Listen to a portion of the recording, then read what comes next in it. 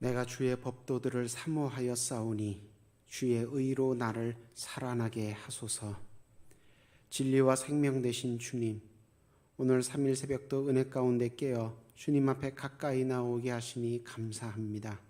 말씀과 기도로 이 하루를 시작하오니 저녁을 맞기까지 오직 주의 법도와 의만 의지하게 하셔서 온전히 주님의 뜻을 이루는 이 한날 되게 하옵소서. 예수님 이름으로 기도드립니다. 아멘. 425장 함께 찬양하시겠습니다.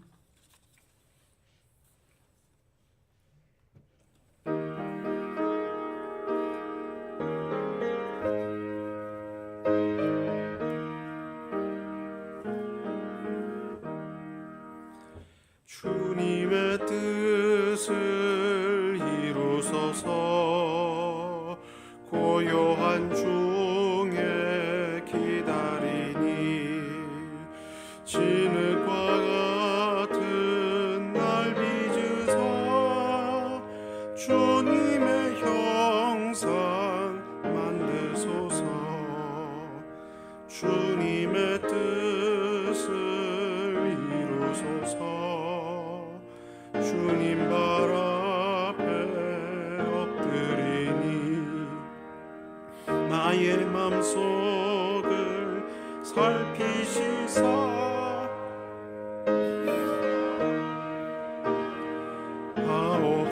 하옵소서.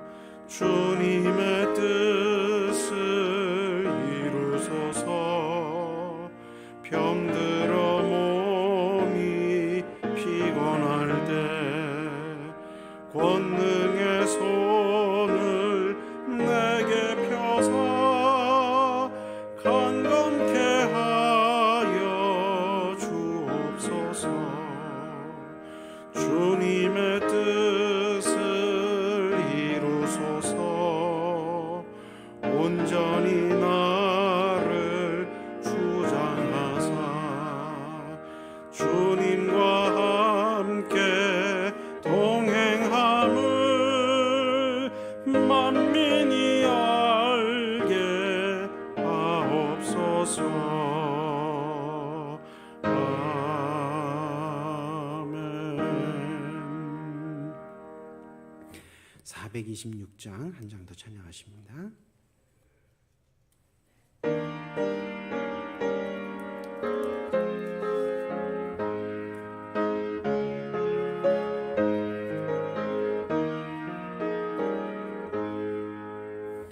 이 죄인을 완전케 하시옵고 내 맘속에 영원히 거하소서. 죄 가운데 빠졌던 몸과 마음을 흰 눈보다 더 희게 하옵소서. 눈보다 더욱 희어지게 보시소서. 정결케 하옵소서. 저 보좌에 앉으신 주 예수여, 이 몸 주께 드리니 받으소서. 내 마음과 지식도 드리오니 흰 눈보다 더 희게 하옵소서. 눈보다 더욱 희어지게 보시소서. 정결케 하옵소서. 세상하신 발 아래 엎드려서 날 깨끗게 하시기 원합니다. 날 정결케 하는 피 믿사오니 흰 눈보다 더 희게 하옵소서.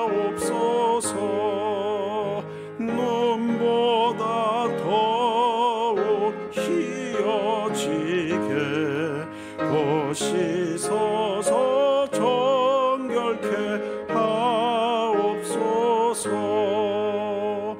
아멘.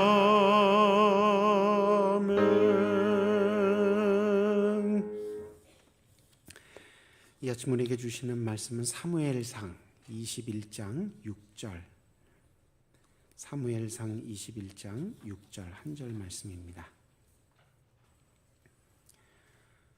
한 목소리로, 다 함께 한 목소리로 함께 읽겠습니다. 제사장이 그 거룩한 떡을 주었으니 거기는 진설병 곧 여호와 앞에서 물려낸 떡밖에 없었음이라. 이 떡은 더운 떡을 드리는 날에 물려낸 것이더라. 아멘.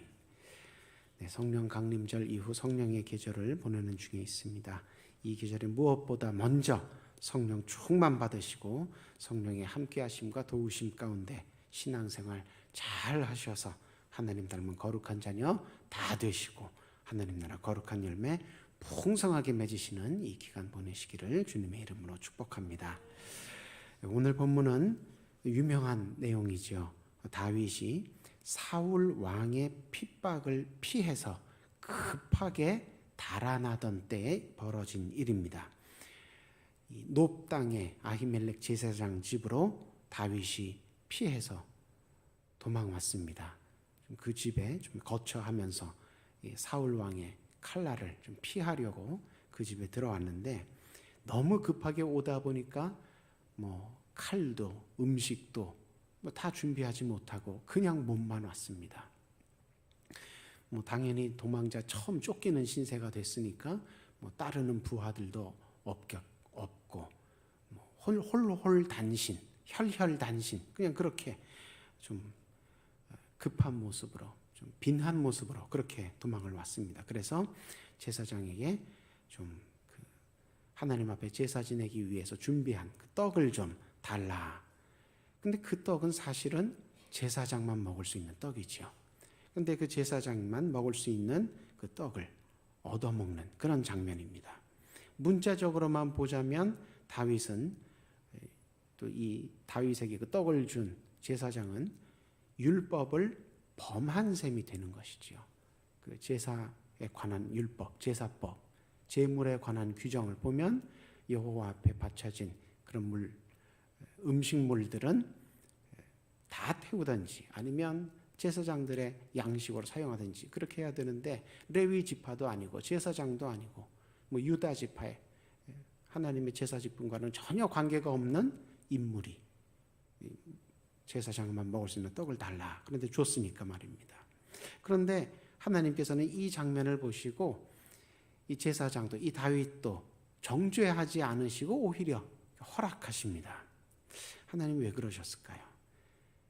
이 300년 전에 모세에게 율법을 주실 때는 그렇게 경계를 넘으면서 함부로 제사를 무너뜨리지 못하도록 그렇게 율법을 주셨는데 이때는 하나님이 깜빡 잊으신 걸까요? 너무 오래전에 주신 율법이라 그렇지는 않을 것 같고요. 그죠?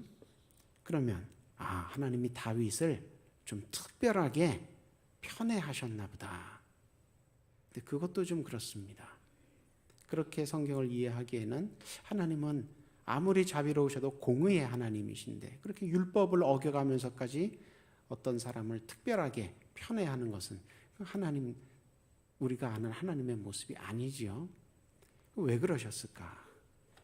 이때 다윗이 제사장으로부터 얻어먹은 이 거룩한 떡이라는 것이 무엇인지, 또 하나님께서 애초에 제사법을, 이 제물에 관한 규정을 왜 주셨는지를 다시 찬찬히 살펴보면 하나님께서 그래서 떡을 먹게 하셨구나 이해가 되고, 이해가 되는 것을 더 넘어서 오히려 은혜가 되는 것입니다. 마음에 이런 구절을 읽을 때 의심이 드는 것이 아니라, 의혹이 드는 것이 아니라 오히려 이게 하나님의 은혜구나, 그렇게 깨닫게 된다는 것입니다.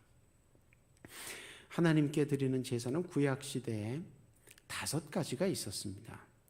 번제, 소제 이렇게 5가지가 있었는데, 근데 이런 제사에 대한 규정도 저 앞에 모세오경 보면 출애굽기나 레위기나 민수기나 신명기에 자세히 여러 번 반복돼서 나오죠. 그런데 이런 제사에 대한 규정들 성경 통독하실 때 또 필사하실 때 보셨을 텐데 어떠셨습니까? 좀 재미가 없었죠. 흥미가 없었습니다. 왜냐하면 우리가 지금 드리는 예배 방식이 아니기도 하고, 그리고 옛날에 우리가 유목생활 하던 사람들도 아니기 때문에 옛날에 이렇게 뭐 제사를 뭐 이렇게 5가지 했나 보다 뭐 그냥 이렇게 그 정도로 넘어가지 그렇게 큰 은혜가 되고 그렇지는 않는 대표적인 부분들 중에 하나입니다.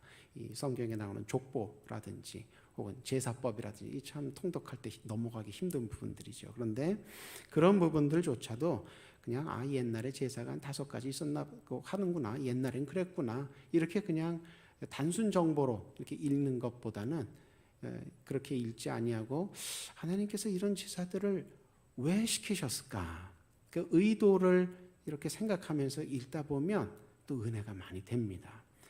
예전에 한번 읽으셨던 기억 되살리셔서 제사 중에 뭐가 있었습니까? 번제라는 게 있었습니다. 그죠? 번제는 뭡니까? 그 동물을 잡아서 가죽을 뺀 나머지 내장, 기름, 살코기 다 태워서 드리는 제사가 번제입니다.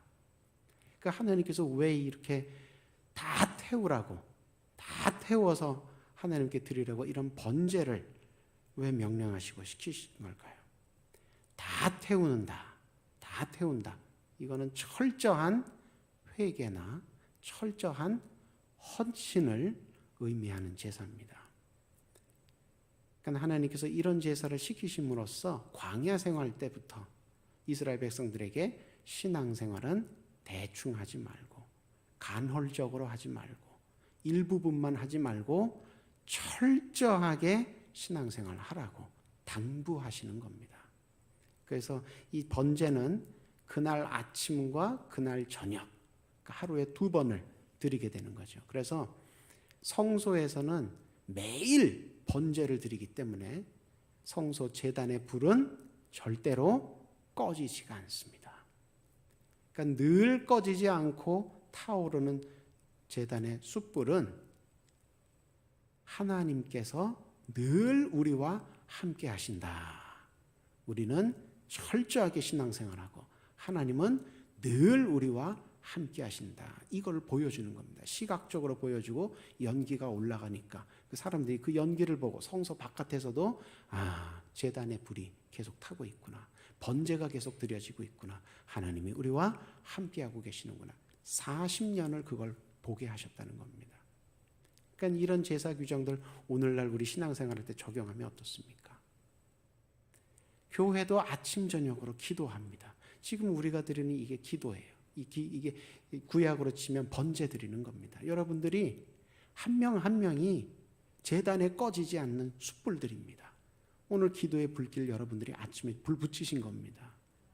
그러니까 오늘날도 교회는 동물을 잡아서 하나님께 예배 드리지는 않지만 기도의 제사로, 기도의 예배로, 기도의 무릎으로 하나님 앞에 아침으로도 나가고 저녁으로도 나가고 그렇게 여러분들이 교회를 지키면서 기도를 하니까 하나님께서 우리와 함께 하신다는 것을 교회 바깥의 사람들이 뭘 보고 합니까? 이 교회 불 켜져 있는 거 보고 아는 거예요.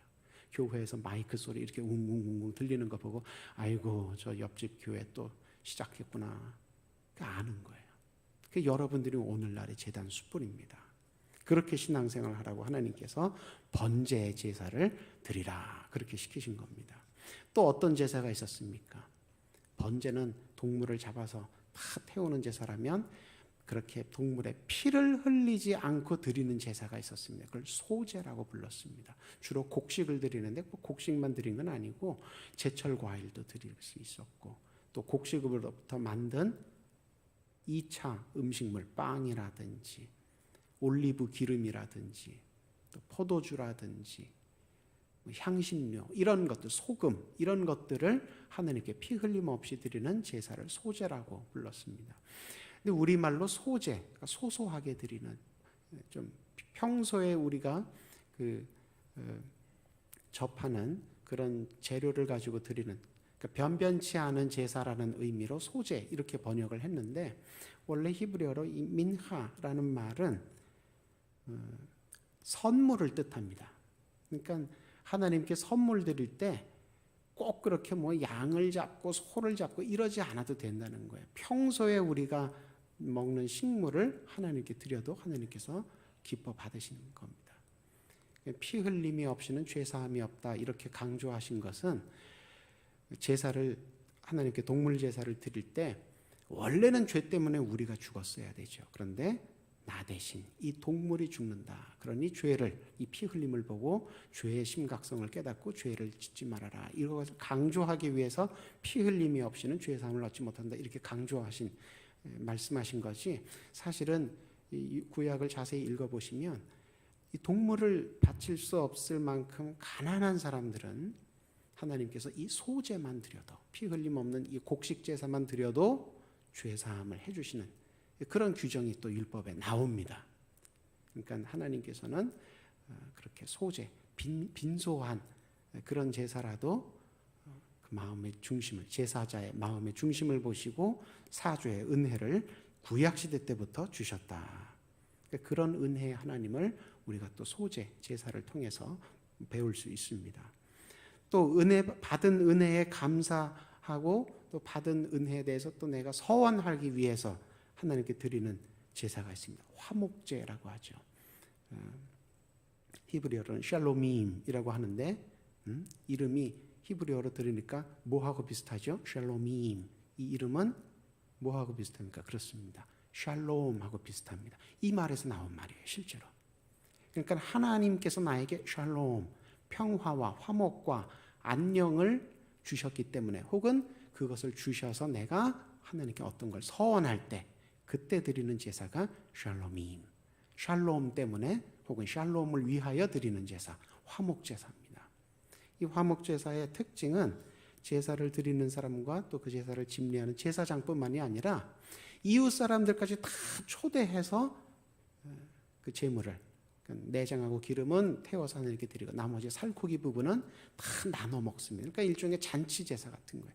우리 그 지난 주일날 임직 예배 때도 또 67주년 창립 기념주일 때도 어떻게 했습니까? 그냥 해당되는 사람만 잔치하는 것이 아니라 집례자들만, 목사님들만 잔치하는 것이 아니라 온 교인이 다 떡도 나눠 먹고, 그죠? 그렇게 잔치를 했습니다. 그 예전 같았으면 코로나만 아니었어도 아마 우리 식당에서 더 많이 권사님들이 이렇게 음식을 요리를 해서 많은 분들 대접하고 그러셨을 거예요. 근데 그때가 참 그립습니다. 우리 권사님들 음식 솜씨가 좋으시잖아요. 예. 아유 참 그걸 2년을 이렇게 못 먹고 있네요. 아유 참. 네, 그렇게 예전에도 구약 시대 때도 그렇게 화목 제사를 드리면 온 이 제사자와 그 이웃들까지 다 초대해서 그렇게 하나님 앞에서 정말 샬롬의 잔치를 하고 그랬습니다. 또 지은 죄를 용서받을 때 드리는 제사가 있었죠. 속죄 제사입니다. 근데 이 구약의 속죄 제사는 좀 제한이 있어요.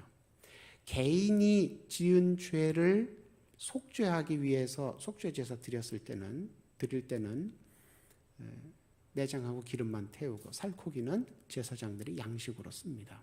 그런데 제사장이 지은 죄 때문에 속죄 제사를 드리거나 혹은 이스라엘 온 백성이 지은 죄 때문에 속죄 제사를 드릴 때는 번제로 드립니다. 다 태워야 돼요.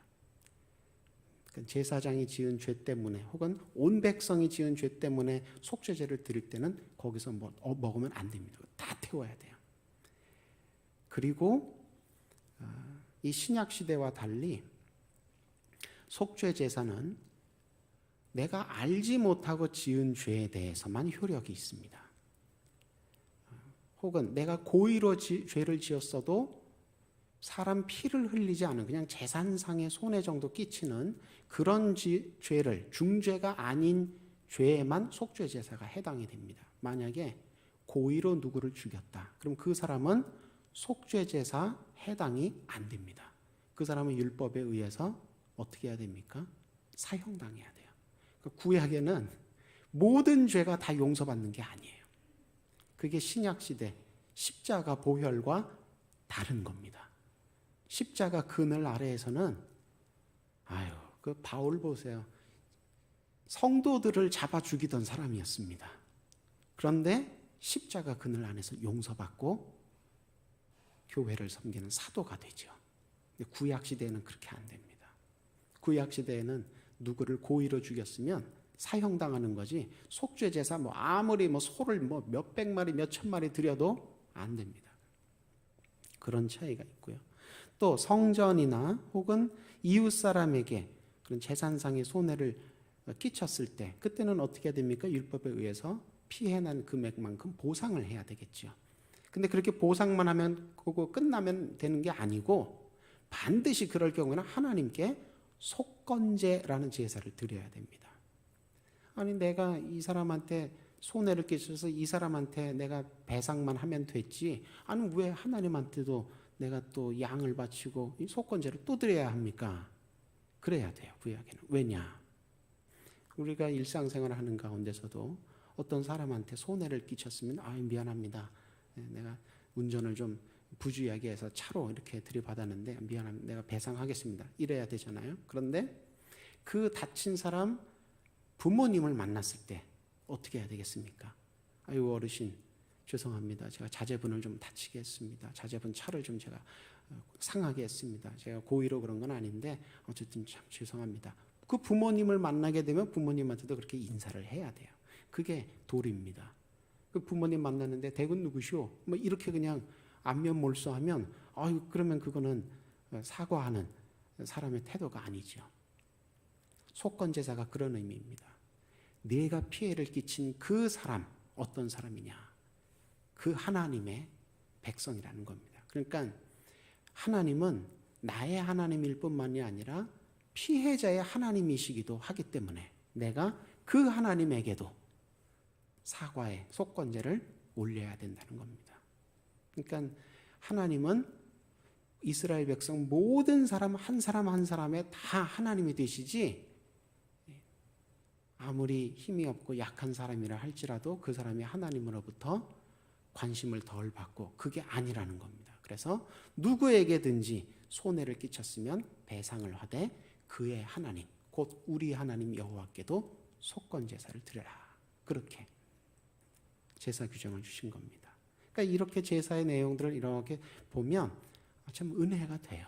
이런 의도를 이해하면서 보면 은혜가 되는데, 이 모든 제사들은 육안으로 볼 때 형태상 어떻습니까? 두 가지 행위로 구성되어 있죠. 태운다, 그리고 먹는다. 이 두 가지 형태로 되어 있습니다. 그러면 좋은 제사, 하나님께서 연락하시는, 기뻐 받으시는 제사는 뭐냐? 잘 태우는 제사냐? 잘 배불리 먹는, 기분 좋게 그렇게 잘 배불리 먹는 제사냐?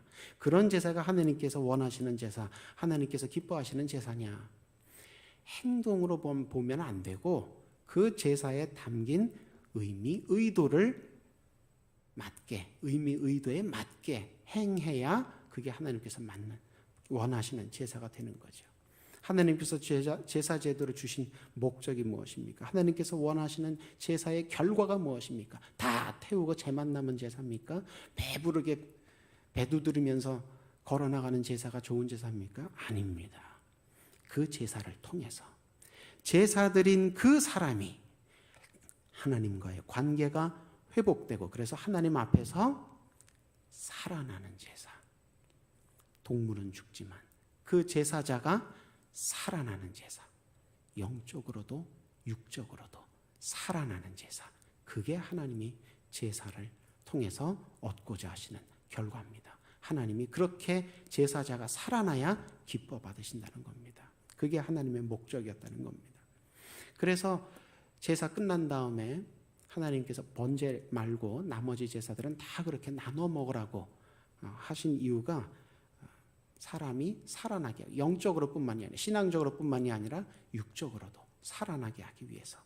그래서 이 하나님께 드린 제물은 단지 영양학적으로 가치가 있는 물질 정도가 아닙니다. 그냥 고기 태우니까 단백질하고 지방이구나, 소재, 빵 이런 거 드리니까 탄수화물이구나, 이런 정도가 아닙니다. 하나님 앞에서 드리는 제물, 이건 어떤 겁니까? 거기에는 하나님의 마음, 하나님의 사랑, 하나님의 은혜가 담겨있는, 우리의 영과 육을 모두 살아나게 하는 참된 양식입니다.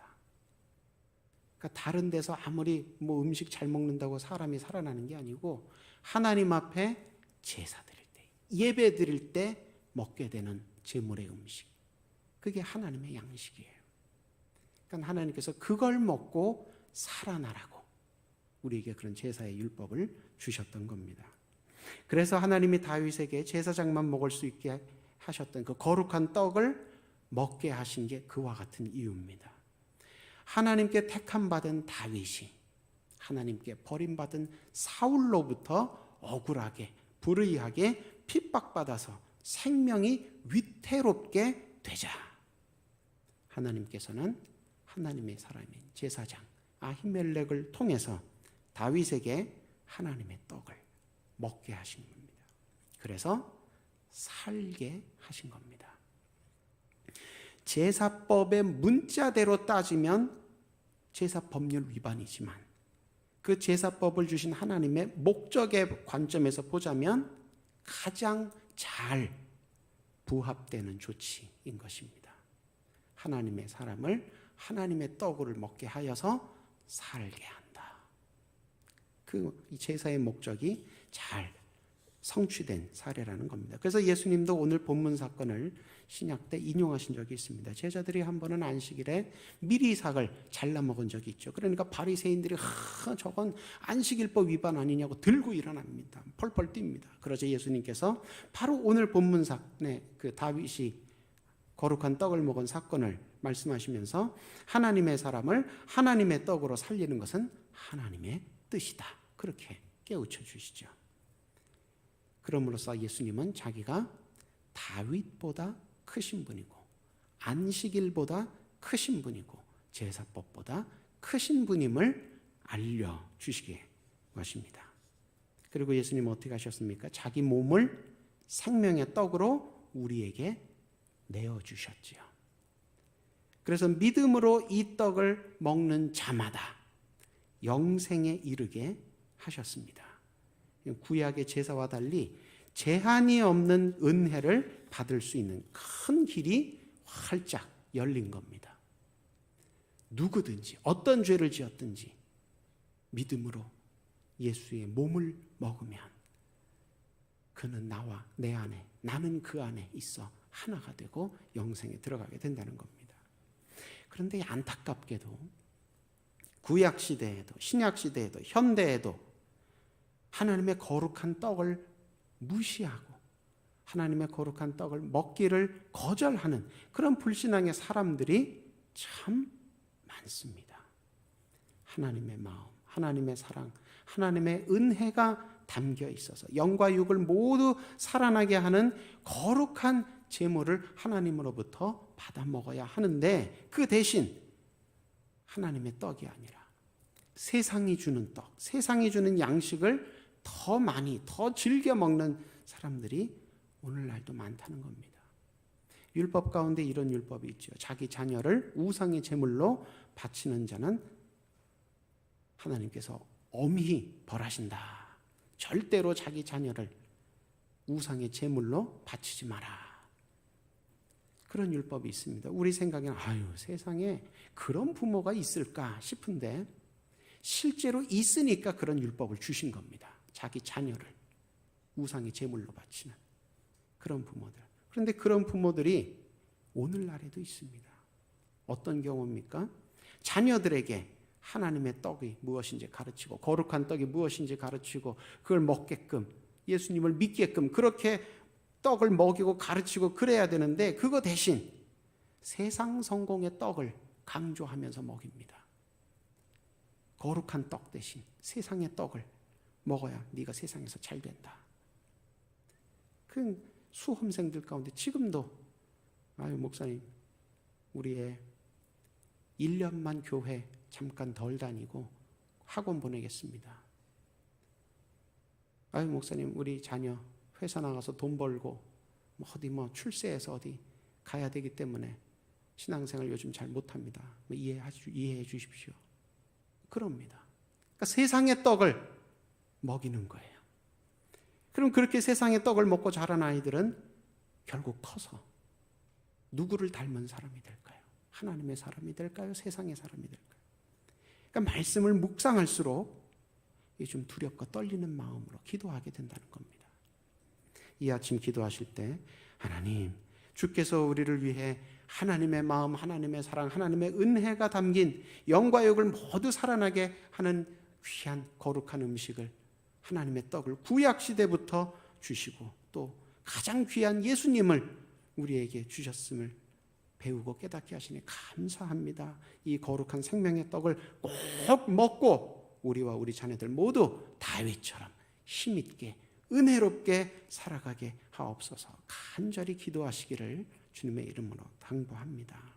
그래서 그렇게 기도하실 때 하나님으로부터 내가 나를 위하여 내가 살 집을 짓겠느냐, 여호와가 너를 위하여 집을 짓고 나는 그에게 아버지가 되고 그는 내게 아들이 되리니 내 집과 내 나라가 내 앞에서 영원히 보존되고 견고하리라.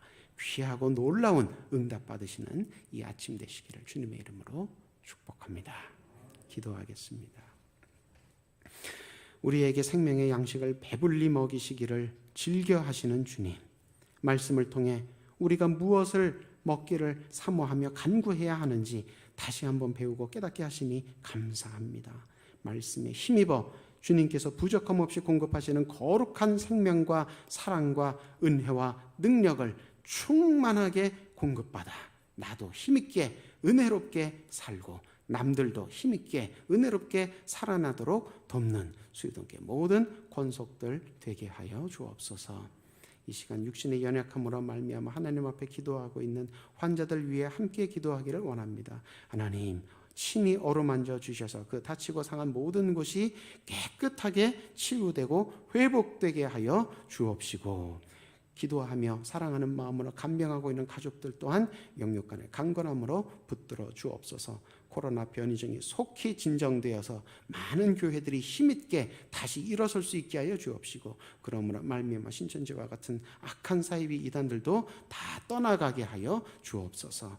미얀마와 우크라이나와 같이 불의한 군대로 인하여 많은 사람들이 피해를 입고 하나님 앞에 호소하는 기도를 하는 지역들이 있습니다. 하나님, 그 기도를 들으시고 그 땅 가운데 평안으로 함께하여 주옵소서. 온 교회가 새 담임 목사님 청빙을 위하여 기도하며 준비하는 중에 있사오니 하나님께서 예비하신 귀하고 선한 목자를 잘 기도하는 가운데 찾아서 세우고 합력하여 교회를 더욱 든든히 세워나가는 우리 교회 될 수 있도록 인도하여 주옵소서. 이 시간 마음에 서원한 제목이 있어서 물질과 함께 주님 앞에 올려드립니다. 337번째, 85에서 86번째 기도하며 심싸우니 이 물질이 쓰이는 곳마다 하나님 나라 크고 힘있게 세워지게 하여 주옵시고, 마음의 모든 기도의 제목들 가운데도 하나님 응답으로 함께하여 주옵소서. 예수님 이름으로 기도드립니다. 아멘. 하늘에 계신 우리 아버지, 아버지의 이름을 거룩하게 하시며 아버지의 나라가 오게 하시며 아버지의 뜻이 하늘에서와 같이 땅에서도 이루어지게 하소서. 오늘 우리에게 일용할 양식을 주시고 우리가 우리에게 잘못한 사람을 용서하여 준 것 같이 우리 죄를 용서하여 주시고 우리를 시험에 빠지지 않게 하시고 악에서 구하소서. 나라와 권능과 영광이 영원히 아버지의 것입니다. 아멘. 자유롭게 기도하십니다.